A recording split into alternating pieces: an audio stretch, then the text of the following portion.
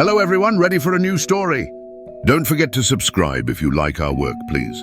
Some stories belong to the past. Some are yet to come. Some exist in worlds we can only imagine. Here, every story, from history to fantasy, from reality to the unknown, finds its voice.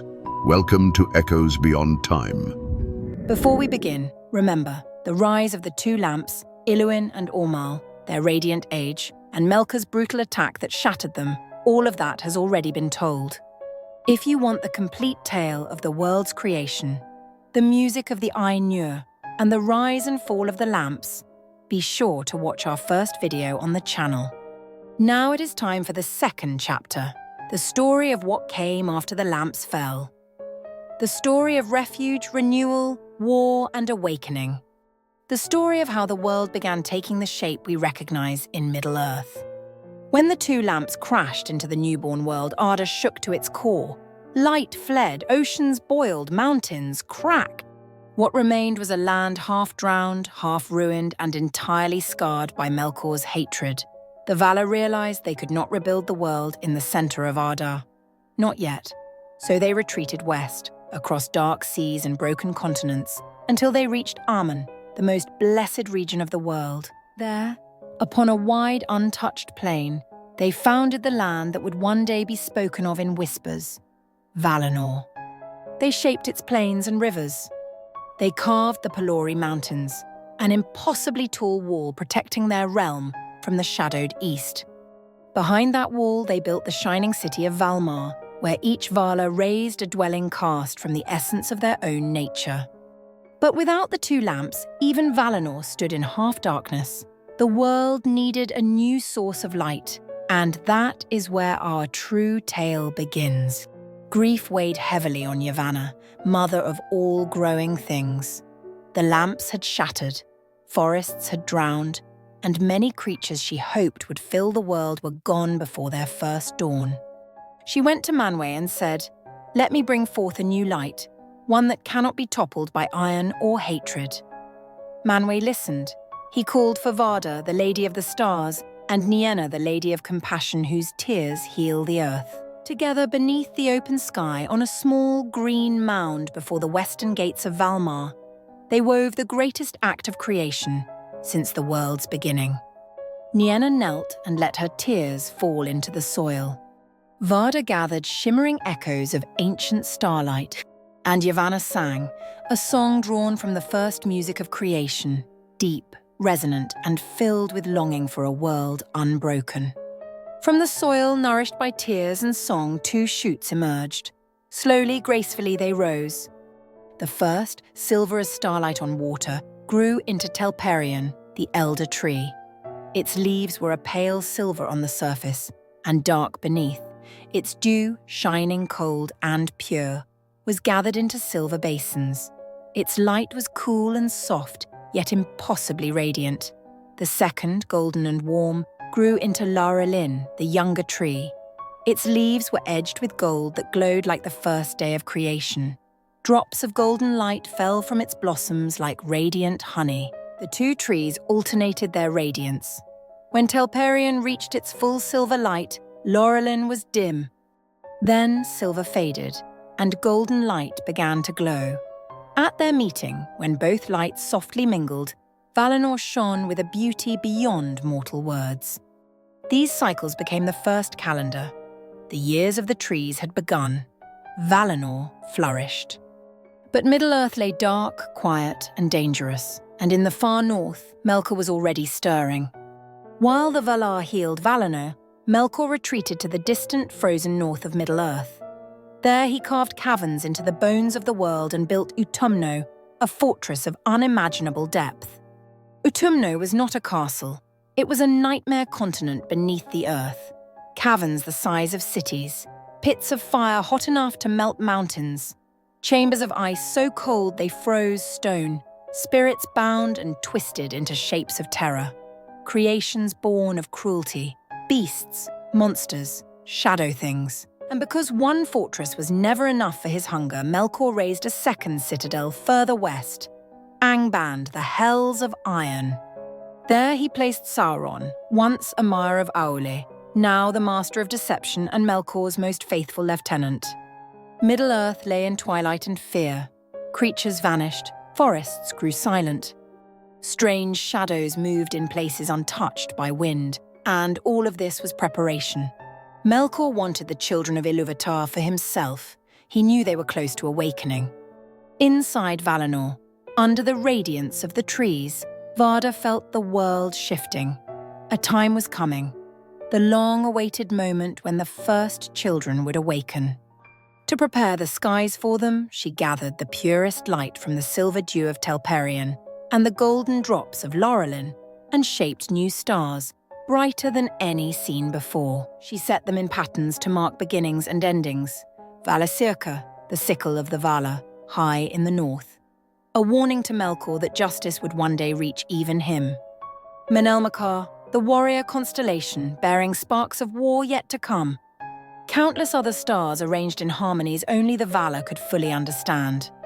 The heavens blazed like a new creation, and under that new starlight, destiny unfolded. In the far eastern lands, beside the waters of Cuiviénen, the first elves opened their eyes. They saw no sun, no moon, only the reflection of Varda's stars dancing in the water. Their first breath was starlight. Their first step was upon soft ancient soil, and their first word was spoken in wonder. They named themselves Quendi, the speakers, for they believed speech was their unique gift. They lived by the water in peace, singing to the stars, crafting simple tools, exploring the forests and shores around them, learning love, friendship, and memory. Over time, they gathered under leaders, Ingwe, gentle and wise, whose people loved harmony and peace. Finwë, curious and brave, whose people sought knowledge. Elwë and Olwë, two brothers who led the largest host, lovers of music and rivers. But their joy was tempered by fear, because Melkor had discovered them first. Travelers went missing. Footprints appeared where none had walked. Whispers echoed between trees where no wind stirred.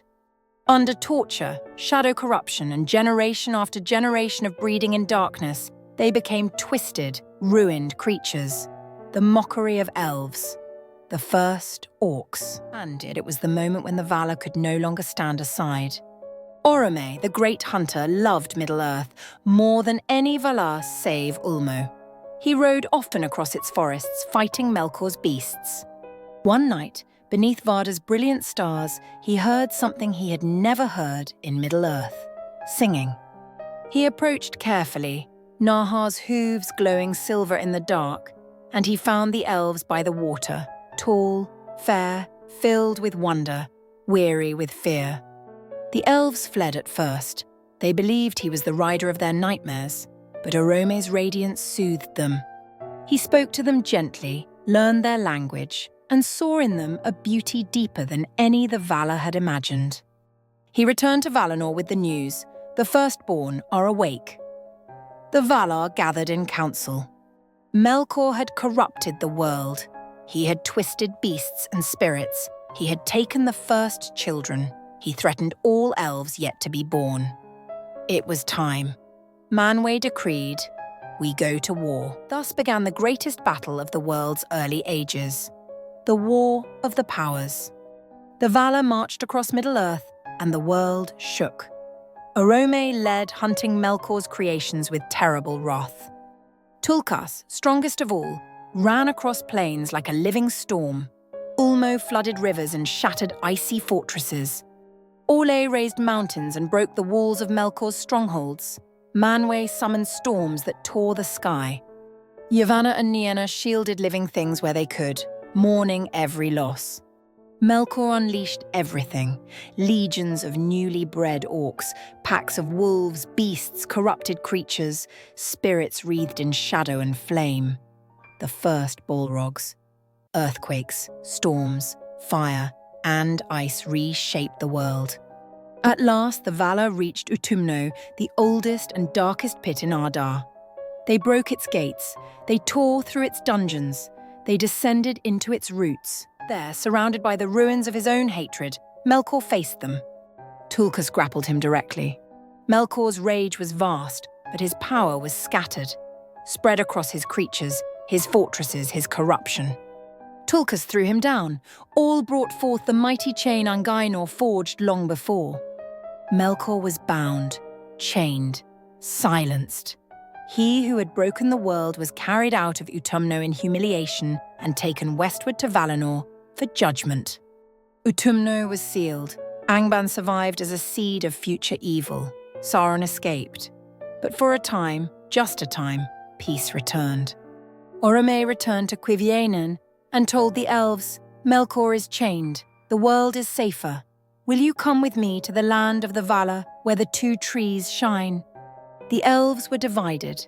Some longed for light they had never seen. Some feared leaving their home. Some trusted the Valar. Some mistrusted every power. Those who agreed to the journey became the Eldar. Those who refused remained behind as the Avari. And so the first great chapter after the fall of the lamps comes to an end. The two trees now shine in Valinor.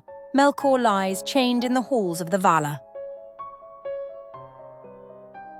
The elves have awakened beside the dark waters of Cuiviénen, and the world is forever changed by the first war, the mighty war of the powers.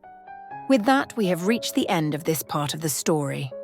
If you enjoyed this journey and want us to continue telling the entire legendarium of Tolkien, from the smallest tales hidden in old texts to the grand epics known by all, let us know in the comments. Your support will decide how far we go through the ancient ages.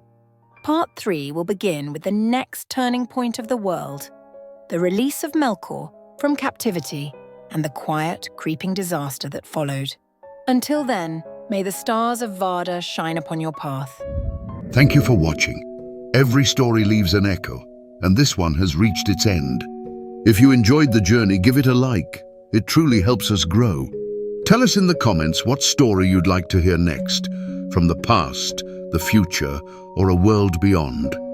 And don't forget to subscribe, so you never miss the next echo on Echoes Beyond Time.